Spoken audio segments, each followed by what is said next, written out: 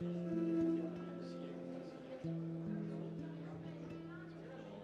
toutes sortes, vous l'avez vu. Il nous fallait pour la soirée, pour prendre aussi un peu de recul, de hauteur par rapport à tout ça, eh bien un regard et une analyse, et c'est celle d'Olivier Babot qu'on a le plaisir de recevoir. Votre dernier livre, Ne faites plus d'études, laisse entendre que l'IA c'est tout et qu'on n'a pas besoin d'autre chose aujourd'hui. Alors Olivier, dites-nous un peu si déjà vraiment on n'a plus besoin de faire d'études, mais surtout de manière plus générale, comment vous voyez l'impact de l'IA globalement et plus particulièrement par rapport au secteur qui nous intéresse aujourd'hui? Bonsoir à tous, merci de votre invitation. Je suis ravi d'être là, mais un petit peu ennuyé d'être le dernier rempart entre vous et le cocktail. Je sens que vous commencez à avoir faim, donc j'ai une grosse responsabilité. Alors, je me suis amusé à aller taper quand même la question sur Napoléon à ChatGPT.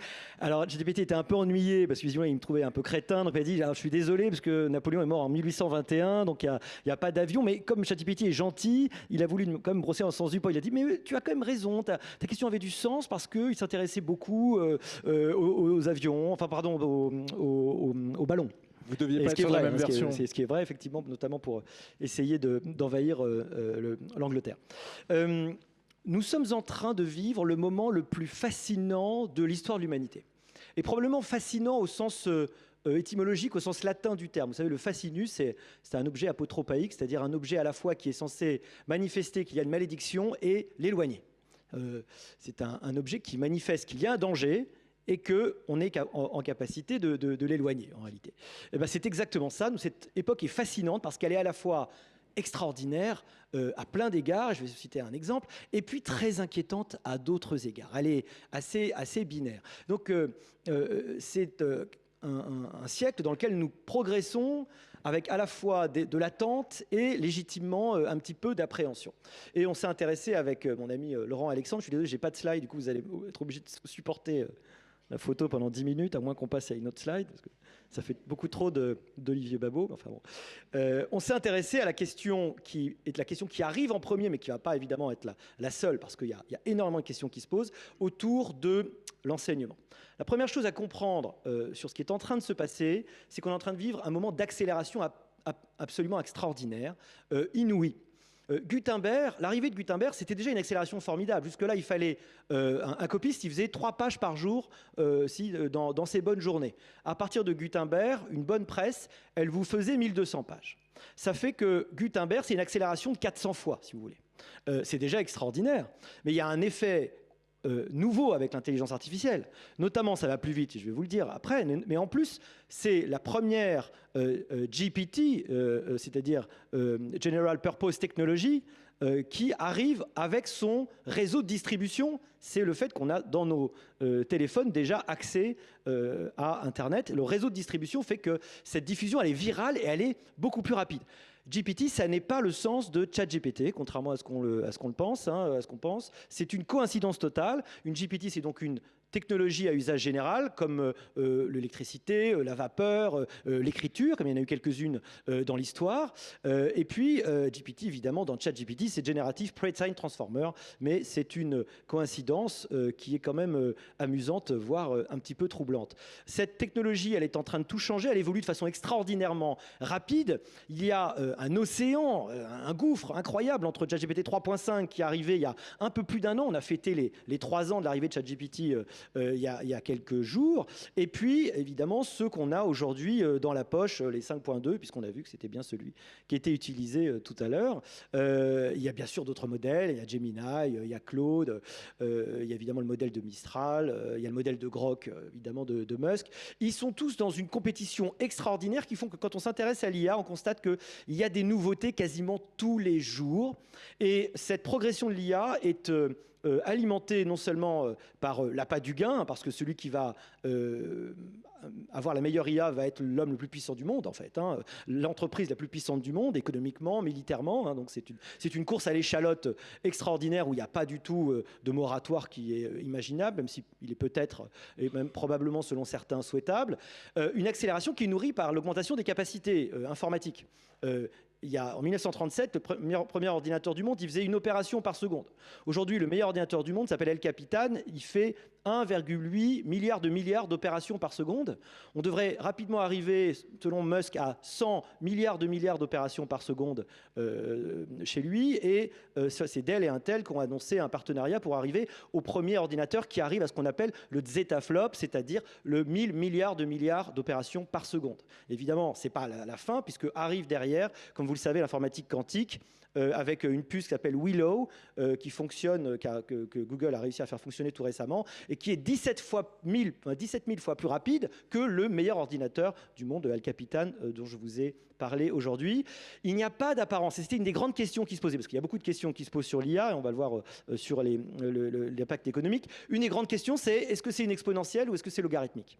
C'est-à-dire, est-ce qu'il va y avoir un plafond de verre? Est-ce que ça va se ralentir? Est-ce qu'on va pouvoir avoir une sorte d'hiver de l'IA, mais de faux plats, et qu'on va pouvoir quand même tranquillement faire rentrer ces technologies? La mauvaise nouvelle, c'est qu'apparemment, non. Ça va extrêmement rapidement, toutes les semaines, tous les mois, d'année en année. La capacité des outils est extraordinaire. Et si vous êtes intéressé à ChatGPT 3.5 au départ, il est extrêmement pauvre par rapport à celui qu'on a aujourd'hui, qui est multimodal, qui est incroyablement meilleur. ChatGPT 3.5, si vous voulez, c'était un lycéen pas très bon. Bon, c'est un peu correct parce qu'il écrivait quand même bien le français, donc c'est déjà un bon lycéen. Mais aujourd'hui, ça devient de plus en plus un très bon thésard en réalité, et ça vient de plus en plus dans des capacités qui dépassent en réalité les meilleurs des humains, en particulier dans des capacités cognitives qui étaient relativement créatives. Je vous donne un exemple, c'est les Olympiades de mathématiques. On pensait pendant très longtemps que ça demande beaucoup de créativité, réussir les Olympiades de mathématiques. L'été dernier, en déjouant toutes les prévisions, il y a 2 acteurs en même temps qui ont reporté la médaille d'or des Olympiades de mathématiques. On pensait que ce serait dans beaucoup plus longtemps. Et c'est une caractéristique troublante de l'époque. Les prévisions sont déjouées, mais en beaucoup plus grand. C'est-à-dire qu'elles sont déjouées parce qu'elles étaient pessimistes. Tout va beaucoup plus vite. Je vous parlais de choses fascinantes, rapidement, parce que c'est quand même assez important de le dire. Il y a des espoirs extraordinaires du point de vue de la longévité. Un futurologue qui, paradoxalement, s'est pas tellement trompé jusqu'à maintenant, même si c'est toujours assez dingue ce qu'il prévoit, qui s'appelle Ruud Kurzweil, a dit il y a quelques mois, si vous arrivez à survivre aux 5 prochaines années, il est probable que vous viviez 500 ans. Moi, j'ai l'intention d'essayer, je vous propose aussi. L'idée, c'est que quand je faisais des conférences il y a 10 ans sur l'IA, j'expliquais que la plupart des problèmes, c'était pour nos enfants. Aujourd'hui, il faut être conscient que les problèmes, c'est pour nous. Ça se pose dès maintenant, ici et maintenant, de façon extrêmement rapide. Et c'est exaltant. Regardez, AlphaFold a tourné pendant 16 jours. Ils ont déterminé la structure des 200 millions de protéines en 16 jours. Jusque-là, il fallait un thésard pendant 5 ans pour déterminer la structure d'une protéine. Ça veut dire que AlphaFold de Google a économisé l'équivalent d'1 milliard d'années de chercheurs en 16 jours. Voilà. C'est le monde dans lequel on est en train de vivre, qui est un monde exaltant, parce qu'on est très probablement au début, à la veille d'une exponentielle de progrès technologique, scientifique, ce qui ne veut pas forcément dire plus de bonheur. Bon. Parmi les problèmes qu'on a immédiatement, il y a l'effet sur l'économie et donc l'effet sur la formation et les compétences qu'il faut posséder. Moi, je suis aux premières loges, évidemment, en tant qu'enseignant, en tant que d'ailleurs chef d'entreprise aussi et employeur. Et notre idée avec Laurent Alexandre, c'est que nous sommes en face d'un changement extrêmement rapide de la structure économique, donc des besoins et donc de l'adaptation des structures d'enseignement. En particulier, il apparaît aujourd'hui quelque chose d'assez troublant, c'est le fait que les juniors qui arrivent sur le marché de l'emploi, et ça s'est bien été illustré tout à l'heure, ont de plus en plus de mal, même s'ils ont fait des très bonnes études, ont de plus en plus de mal à avoir de la valeur ajoutée face à ChatGPT, à l'IA générative. C'est très difficile, quand vous n'avez pas de connaissances plus importantes du métier, d'être meilleur que un outil qui a, pour ChatGPT 5.1 d'ailleurs, 150 de QI. Comment faire la différence? Comment avoir une couche de valeur ajoutée? Il y a une de mes amies qui est, et ça vous parlera sans aucun doute, même si ce n'est pas tout à fait votre domaine, mais qui est avocate fiscaliste. Elle a beaucoup de seniorité, et elle me dit, mais c'est formidable, j'ai plus besoin de juniors. Je fais ma recherche de jurisprudence dans toutes les langues, il me fait mes projets de contrat, mes projets de décision, il fait les mails, il fait les comptes rendus, il fait tout ça extrêmement rapidement. Moi, je suis suffisamment senior pour aller voir ce qu'il faut améliorer, déjà pour mettre mon nom, pour avoir un nom et pour pouvoir mettre le nom. Améliorer, repérer quand il y a des erreurs, parce qu'effectivement, il y a de temps en temps des hallucinations, il y a des erreurs, il y a des moments où il faut un petit peu aller au-delà. Il n'y a pas longtemps une image rigolote sur Internet d'ailleurs.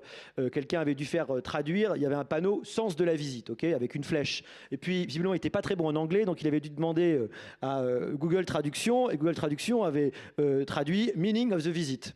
Et donc, il y avait écrit « Meaning of the visit », ce qui devait bien faire rire les visiteurs anglophones.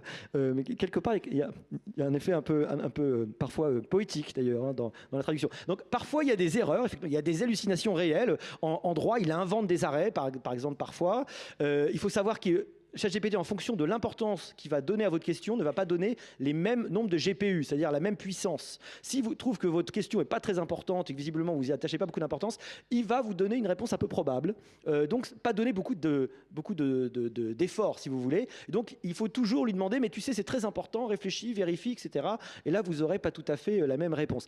Ce que vous avez compris avec mon exemple de mon ami fiscaliste et avocate, c'est que le drame du monde qui est en train de naître, c'est que c'est un monde où on a de moins en moins besoin de juniors, avec ce qu'on appelle aux États-Unis la job apocalypse qui est en train de naître, en particulier chez ceux qui, quand ils avaient commencé leurs études, étaient probablement ceux à qui on promettait le plus monts et merveilles, les développeurs. Les développeurs juniors aux États-Unis ont énormément de mal à se placer sur le marché. Pourquoi ? Parce qu'ils ne sont pas remplacés par l'IA, ils sont remplacés par les développeurs seniors qui utilisent l'IA. C'est une augmentation extraordinaire de la productivité. Et cette productivité, vous pouvez l'utiliser évidemment pour remplacer en particulier les plus jeunes. C'est très dur, même si vous avez fait 5 ans d'études, d'arriver, vous ne connaissez pas les tenants, les aboutissants, vous n'avez pas la couche de seniorité, la couche de compétences. Et puis vous n'avez pas ce qui est très important dans un métier, en réalité, très souvent, c'est le réseau. C'est le commercial, c'est la connaissance de ce qui est au-delà de ce qui est cognitif. On entre dans un monde très bizarre où ce qui était la chose la plus... Moi, je dépasse un tout petit peu, mais pardon. Puis j'avais que 10 minutes au lieu de 15, alors désolé, je me venge. Mais... Un monde très bizarre où ce qui jusque-là était le facteur de production le plus rare, l'intelligence, devient une commodité. Jusque-là, l'intelligence, c'était un truc. Il fallait 30 ans pour se former. On a une bande passante du cerveau qui est très faible. On se fatigue vite. Et puis, tout le monde n'arrive pas à se former à un certain niveau. Ce qui fait que quand vous aviez un certain niveau de formation, ça vous donnait une place sociale pour toujours. Ça vous donnait une rente économique. Et vous pouviez fermer les livres et puis terminer comme ça jusqu'à la fin de votre vie. Ce monde est fini. C'est ce qu'on veut dire dans « Ne faites plus d'études ». Ne faites plus d'études parce qu'on ne fait plus d'études au sens traditionnel. Il va falloir apprendre toute sa vie. Les compétences vont être obsolètes. Ne faites plus d'études, c'est aussi attention, ce monde n'est pas, comme on dit pour les grosses feignasses, de moins en moins. Il va falloir beaucoup travailler. C'est un monde qui va être inégalitaire et très élitiste, très exigeant.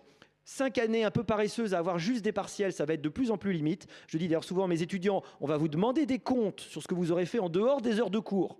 Et si vous avez juste parcouru la rue de la Soif de haut en bas et de bas en haut, ça va être un peu limite.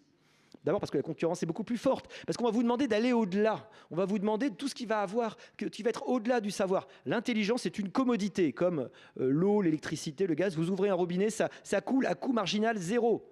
Donc l'intelligence ne peut plus être ce qui va faire la différence. Ce qui va faire la différence, c'est ce qui va rester l'oralité, le réseau, la prise de parole en public, la capacité à travailler avec les autres, la capacité à être apprécié des autres de façon générale, à manager si vous voulez. C'est toutes ces choses-là qui fait qu'il va falloir aussi dans l'enseignement qu'on pense à enseigner des choses différentes. C'est vrai en médecine, c'est probablement vrai aussi en histoire de l'art, c'est vrai en management, en finance. Et ça, c'est un changement qui doit avoir lieu extrêmement vite. Et je termine par là. Autrefois, évidemment, le bouleversement, la destruction créatrice schumpeterienne, elle avait lieu sur 25 ans. Le dernier porteur d'eau au début du XXe siècle, quasiment, il avait le temps que son fils devienne gestionnaire du réseau d'eau. Le dernier maréchal Ferrand, il avait le temps que son fils devienne le premier garagiste. Comment il aurait fait si le porteur d'eau, si on lui avait dit, mais voilà, dans 3 mois, il va falloir que tu gères un réseau d'eau. Là, c'est beaucoup plus compliqué. Et c'est malheureusement un peu ce en face de quoi on est, parce que les évolutions sont incroyables. Je n'ai même pas parlé des révolutions d'après. La longévité, sans doute, mais les robots humanoïdes qui arrivent dans 10 ans, vous aurez tous dans votre cuisine, dans votre appartement, des robots humanoïdes pour tout faire chez vous. Et probablement avant. Ça change, évidemment, complètement la structure des emplois, la structure des compétences. Encore une fois, il y a de quoi être inquiet et il y a de quoi être formidablement impatient de ce qui se passe. Ça dépendra aussi de notre capacité à réagir, à prendre conscience de ces nouveaux enjeux et à s'y adapter. C'est donc l'objet, modestement, du petit bouquin qu'on a publié avec Laurent Alexandre et des autres que j'ai pu écrire. Voilà. Merci.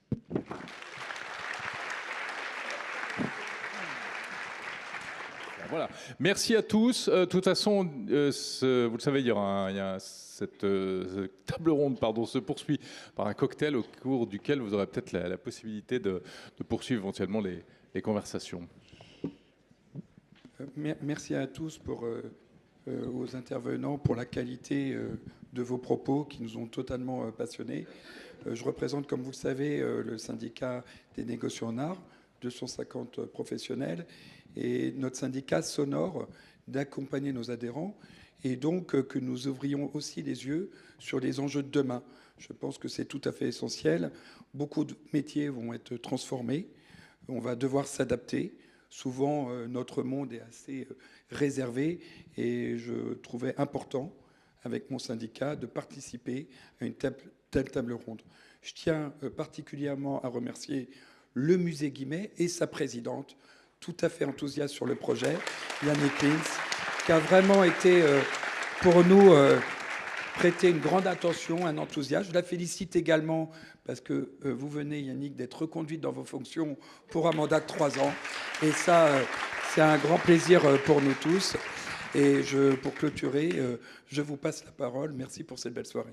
Oui, merci déjà et on va vraiment clôturer parce que c'est vrai qu'on a un peu dépassé le temps, mais on avait encore envie de continuer. Juste un dernier mot avant de passer au cocktail à l'ouverture de l'exposition. J'ai eu la chance de rencontrer le prix Nobel 2024 John Hopfield. Et il se trouve que je suis parfois entourée de physiciens qui travaillent dans ces domaines-là. C'est évidemment enthousiasmant, mais ce qui me rassure, et on l'a vu ce soir, nos savants ne sont pas complètement fous. Et donc l'esprit critique nous permettra, à mon avis, d'aller dans ce développement intelligent de ces nouvelles technologies. Voilà, merci aux participants. Et merci aux syndicats, et on aura d'autres occasions, je suis sûre, de collaborer. Et allez apprécier l'exposition. Le cocktail est au rez-de-chaussée et au premier étage. Merci. Et dès demain matin, je me mets à l'IA, promis.